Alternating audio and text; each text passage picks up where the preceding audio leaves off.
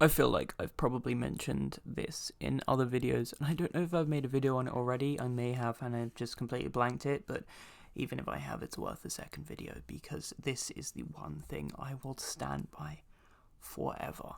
And that is that Bridge to Terabithia is the greatest film ever made. No contest, nothing. Nothing that has been put out, is being put out, or will ever be put out will rival my love for that movie. And me and that movie have a peculiar relationship. I love it immensely. Absolutely enthralled, because it is a great story. It is a great movie.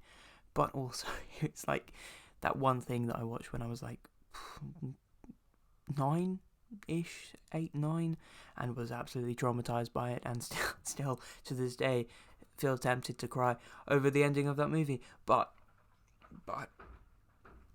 it's one of those things where the pain becomes worth it, because it is beautiful trauma. It is lovely childhood nightmares, because that film, the way it tackles life and it tackles sense of adventure and, using imagination to get out of what you don't feel suitable within, which doesn't feel like proper existence. It just feels like living. It just feels like, getting by, living, not living a life, like existing passively. And how the coping mechanism and the childhood hopefulness and the dreams and the throwing up into the world your own world, that beautiful creation of terabithia and the associations of real world, and the actual bridge, the rope swing. I love that film. I am usually quite critical and usually quite rah about most mainstream movies, especially the Disney movies, but that movie, love it. 10 out of 10.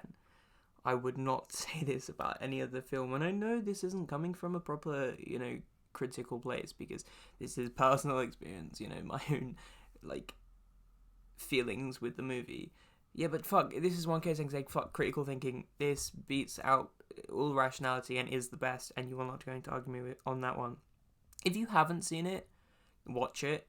And if you did watch it years ago, which I know lots of people watched it years ago and then completely forgot it even existed, and because I was like that for a while, where I was like, wait, what's that movie? And then I remembered it again and watched it a million times. Watch it again, and if you've never seen it, watch it.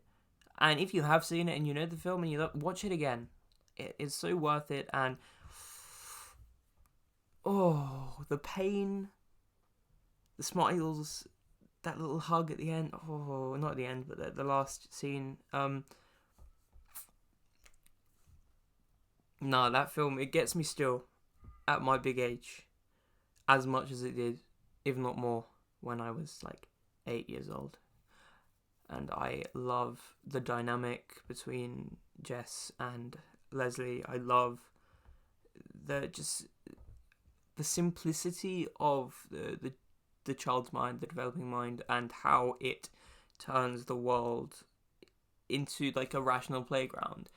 And how they use it as, when these things in the real world are shattering shambles and all else that can be going wrong, they cope with it. And also, it is a film with a really nice, really supportive, philosophical English teacher, which I don't know why, but that is an aspect in all the great films. Donnie Darko has it, Perks Being a Wallflower has it, Looking for Alaska had it. I just don't know what it is, but it's always that philosophical, disembodied English teacher. And this one, actually no, she's a music teacher. But she's in it, and wonderful, great book. But it has the philosophical teacher, which is the not a parent, not a family friend. They're that far away to be an authority figure, but not a related authority figure, so they get some kind of sway without, overbearing, and become a guidance figure. And I don't know what that is, but that always makes films better. It's in loads of good films.